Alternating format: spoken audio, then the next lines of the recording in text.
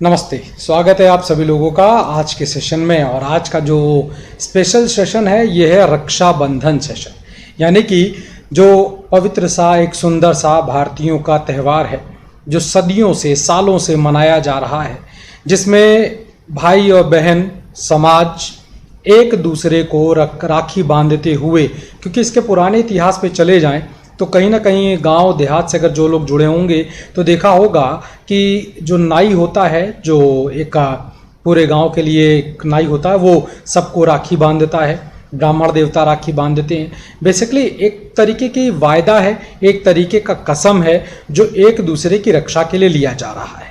तो वही चीज़ हम लोग अपने इस त्यौहार में देखते हैं। और चूँकि रक्षाबंधन का त्यौहार है तो स्वाभाविक सी बात है कि जो डेली ट्रेडिशनल हम लोगों का रूटीन है जिसमें रोज पढ़ाई लिखाई होती है वो थोड़ी कम होगी। स्वाभाविक सी बात है, त्यौहार है तो कहीं ना कहीं कुछ ना कुछ बदलाव तो होना ही चाहिए।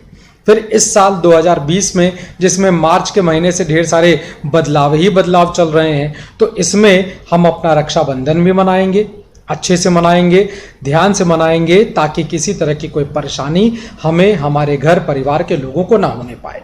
रक्षा का बंधन है तो एक दूसरे की रक्षा भी करेंगे, तो साथ ही साथ अपने भविष्य को ध्यान में रखते हुए, क्योंकि ये रक्षा हम तब कर पाएंगे जब अपने भविष्य को भी हम सुरक्षित कर पाएंगे, रक्षित कर पाएंगे। तो इसलिए इस बंधन को बढ़ाने के लिए, इस मिठास भरी खुशियों वाली इस त्यौहार को आगे ले जाने के लिए हम लोगों ने एक छोटा सा सेशन रखा है, ताकि आपकी पढ़ाई लिखाई भी ना मिस हो और हम त्यौहार को भी अच्छे से बढ़िया से सेलिब्रेट कर पाएं, यानी लाइफ को एक अच्छे तरीके से सेलिब्रेट कर पाएं। बस ध्यान रखिएगा, हम लोग जिस दौर में चल रहे हैं वो कोरोना पैंडेमिक का दौर है, तो इसलिए जो कुछ बाहर की चीज़ें हैं उनसे बचने की कोशिश करेंगे और सब कुछ अपने घर में, वो चाहे राखी हो, चाहे मिठाई हो, चाहे जो भी हो, अपने घर में बनाएंगे, बढ़िया सी बनाएंगे। और अपने हाथ की बनी हुई चीज़ों का, अपने हाथ के बने हुए राखी का एक अपना अलग ही महत्व है, एक अपना अलग ही कहीं ना कहीं जो होता नहीं विश्वास, वो दिखाई पड़ता है। तो अपनी पढ़ाई लिखाई को, थोड़ी सी पढ़ाई लिखाई को जारी रखते हैं और उसमें हमने एक छोटा सा MCQ का सेशन रखा हुआ है, जिससे आपको बहुत कुछ पढ़ना भी ना पड़े, साथ ही साथ हम चीज़ों को रिवाइज भी कर ले जाएं। तो जो पहला क्वेश्चन है आज का वो ये है कि which place of Indus valley civilisation is presently in Pakistan, यानी सिंधु सभ्यता का कौन सा स्थल वर्तमान में पाकिस्तान में है। कालीबंगा, हड़प्पा, लोथल, आलमगीरपुर। तो इनमें से जो हम लोगों का वर्तमान समय में पाकिस्तान में पड़ता है जगह, वो जगह आती है हड़प्पा। हड़प्पा ये आपका आंसर हो गया। और मैं इसकी लोकेशन भी लगे हाथ बता देता हूं। हड़प्पा जो है वर्तमान समय में पाकिस्तान के मुल्तान नाम के राज्य में शाहीवाल नाम का जिला हो जाएगा, और नदी जो हो जाएगी उसका नाम हो जाएगा रावी। तो रावी नदी के किनारे शाहीवाल जिला, मुल्तान राज्य, पाकिस्तान में इलाका आता है। कालीबंगा की अगर बात करेंगे तो कालीबंगा भारत के राजस्थान में आता है, गंगानगर नाम का इलाका है, जिसे अब हनुमानगढ़ कहा जाने लगा है। जो लोथल है ये आपका गुजरात भारत में आता है, गुजरात का इलाका है। आलमगीरपुर उत्तर प्रदेश के मेरठ राज्य में आता है। ठीक है ना। चलिए भाई अगले सवाल की ओर हम लोग चलते हैं। अगला सवाल है अपालाज मंत्रास आर स्टोर्ड इन विच वेदास, यानी कि अपाला के मंत्र किस वेद में संग्रहित हैं। ऋग्वेद, यजुर्वेद, सामवेद, अथर्ववेद। तो देखिए अपाला जो एक विदुषी है, यानी कि वाइज वुमन है, और आपको ध्यान होगा, हम लोग आंसर ढूंढ ले फिर इसके बाद बताते हैं। इसका जो आंसर है वो आंसर है आपका ऋग्वेद। आंसर ऋग्वेद हो जाएगा। ठीक है। अब देखिए है क्या, ऋग्वेद का जो 10वां मंडल है, ऋग्वेद के 10वें मंडल में कुछ विदुषी महिलाओं के नाम मिलते हैं। विदुषी महिलाओं के नाम मिलते हैं। ठीक है। अब वो विदुषी महिलाएं हैं कौन कौन सी, तो वो विदुषी मतलब विद्वान होता है, वाइज होता है। उनमें से एक नाम आ जाता है अपाला का, एक नाम घोषा, एक नाम लोपा। ठीक। तो इस तरह से कुछ विदुषी महिलाएं अपाला, घोषा, लोपा, इनके नाम मिलते हैं। और अताला, घोषा, लोपा, इन लोगों ने जो मंत्र लिखे हैं वो मंत्र हम लोगों को ऋग्वेद के 10वें मंडल में मिलते हैं। ठीक है, याद रखिएगा इस चीज को। चलिए भाई अगले सवाल की ओर आते हैं। अगला सवाल है Ali Gurshasp was the original name of which sultan, यानी अली गुरशास्प किस वास्तविक सुल्तान का, यानी कि किस सुल्तान का वास्तविक नाम है? जलालुद्दीन फिरोज खिलजी, बलबन, मोहम्मद बिन तुगलक, अलाउद्दीन खिलजी।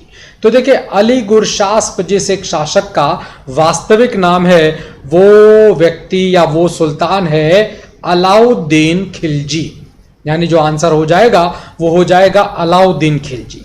ठीक है, अलाउद्दीन खिलजी को दूसरा सिकंदर भी कहा जाता है। He was also famous as a second Alexander, इसे हम लोग दूसरा सिकंदर के नाम पर भी जानते हैं। मोहम्मद बिन तुगलक की अगर बात करते हैं तो इसका एक नाम हो जाता है, वो नाम है जौना खां। मैं इसको ठीक कर देता हूं, फिर से आपका सही कर देता हूं। आंसर हो जाएगा अलाउद्दीन खिलजी, ये आंसर हो गया। इसे दूसरा सिकंदर भी कहा जाता है। ठीक है ना, एक बात हो गई। मोहम्मद बिन तुगलक का वास्तविक नाम हो जाता है जौना खां, कुछ जगहों पर इसे जूना खां भी लिखा जा रहा है। ठीक है ना, चलिए भाई अगले सवाल की ओर आते हैं। अगला सवाल है हुज डॉटर वॉज गुलबदन बेगम। गुलबदन बेगम किसकी पुत्री थी? बाबर, हुमायूं, अकबर, शाहजहां। तो देखिए गुलबदन बेगम मशहूर है अपनी एक किताब के लिए, और ये बेटी है, पुत्री यानी बेटी, तो ये बेटी है बाबर की, यानी बाबर की पुत्री का जो नाम है वो है गुलबदन बेगम। अभी हमने आपसे कहा कि एक किताब के लिए मशहूर है, तो गुलबदन बेगम की जो मशहूर किताब है उसे हम लोग हुमायूं नामा के नाम पर जानते हैं। हुमायूं नामा, ठीक है ना। इस किताब से हम लोगों को जानकारी मिलती है हुमायूं के बारे में, और ये हुमायूं की बहन है, हुमायूं की बहन है। ठीक, अकबर के कहने पर गुलबदन बेगम के द्वारा अपने पिताजी यानी कि हुमायूं के बारे में अकबर ने जब अपनी बुआ जी से बोला, सौतेला रिश्ता है तो बुआ जी से बोला है, तो गुलबदन बेगम ने अपने भाई हुमायूं के बारे में ढेर सारा व्याख्या दिया है अपने इस याद को ध्यान में ताजा रखते हुए, और उसी को हम लोग आगे चलकर हुमायूं नामा के नाम पर जानते हैं। ठीक है, अगले सवाल पर आते हैं भाई। अगला सवाल है who among the following was not involve in Kakori conspiracy, यानी कि निम्नलिखित में से कौन काकोरी षड्यंत्र में शामिल नहीं था? राम प्रसाद बिस्मिल, रोशन सिंह, अशफाकुल्ला खां, सुखदेव। पूछ रहा है कि काकोरी कांड, देखिए काकोरी केस जो हुआ था, काकोरी कांड, काकोरी षड्यंत्र केस, ये हुआ था आपका 9 अगस्त 1925। वैसे भी अगस्त का महीना बड़ा क्रांतिकारी रहा है भारत की राजनीति में, अगस्त के महीने का बहुत बड़ा योगदान रहा है, और एक पवित्र सा त्योहार भी देखिए हर साल अगस्त के महीने में आता है। तो काकोरी केस में जो एक व्यक्ति शामिल नहीं है, सवाल पूछा गया शामिल नहीं है, वो है सुखदेव। सुखदेव एक क्रांतिकारी हैं, भगत सिंह, सुखदेव, राजगुरु नाम सुना होगा। ये लोग लाहौर षड्यंत्र केस में, जिसमें सैंडर्स को गोली मार दिया गया था, उस केस में लोगों को फांसी दी जाएगी 23 मार्च 1931 में, लेकिन काकोरी केस में सुखदेव शामिल नहीं हैं। राम प्रसाद बिस्मिल, रोशन सिंह, अशफाकुल्ला खां, ये तीनों लोग शामिल हैं, और इन तीनों लोगों को फांसी की सजा भी दी गई है।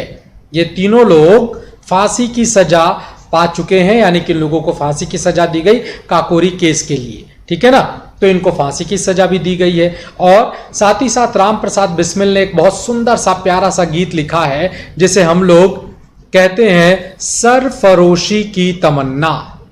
सरफरोशी की तमन्ना, ये जो गीत है, ये गीत राम प्रसाद बिस्मिल ने लिखा हुआ है, और ये जो बिस्मिल शब्द है ना, ये इनका पेन नेम है, यानी ये इस नाम से गजल, शेरो शायरी, गीत वगैरह लिखा करते थे।